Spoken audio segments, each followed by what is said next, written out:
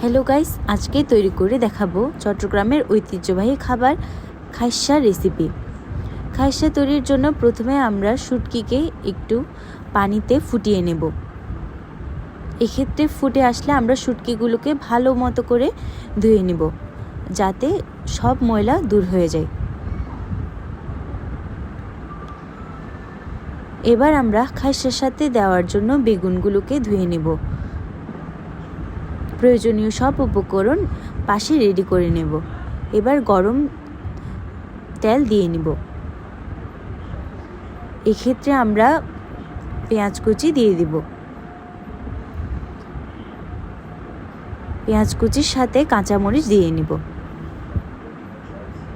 পেঁয়াজ কুচি ও কাঁচামরিচকে গরম তেলে একটু নেড়ে নিব।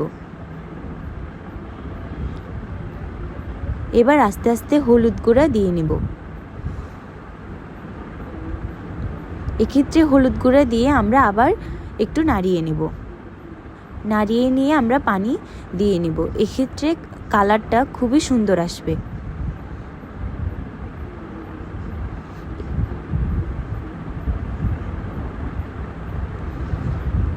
এবার আমরা মশলা গুঁড়ো দিয়ে নিব।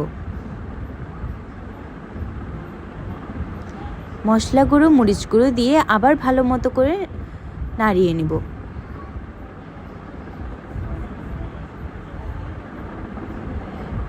শুটকিগুলোকে আমরা এই সময় একসাথে দিয়ে দিব আর অল্প পানি দিয়ে নিব। এবার আমরা ভালো মতো করে কষিয়ে নেব।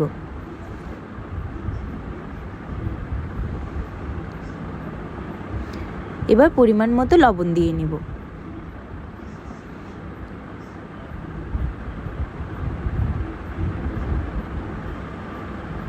এবার আস্তে আস্তে আমরা খাইসাগুলোকে দিয়ে নিব।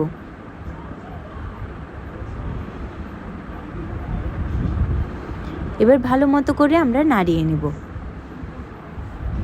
কয়েক মিনিট এভাবে নাড়াতে থাকব। এবার আস্তে আস্তে বেগুনগুলোকে আমরা খাইর সাথে দিয়ে দিব। দিয়ে ভালো মতো করে নাড়িয়ে নেব। এবার আস্তে আস্তে পরিমাণ মতো পানি দিয়ে নেব।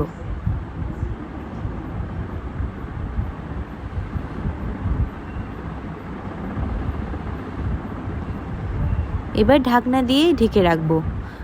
ফুটে আসলে আমরা এতে টমেটো ও ধনিয়া পাতা দিয়ে নিব।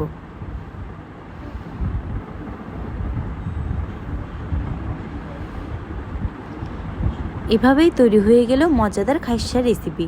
আপনারাও অবশ্যই বাড়িতে এটা একবার হলেও ট্রাই করে দেখবেন। সবাইকে ধন্যবাদ। ভালো লাগলে সাবস্ক্রাইব ও লাইক দিয়ে পাশে থাকুন।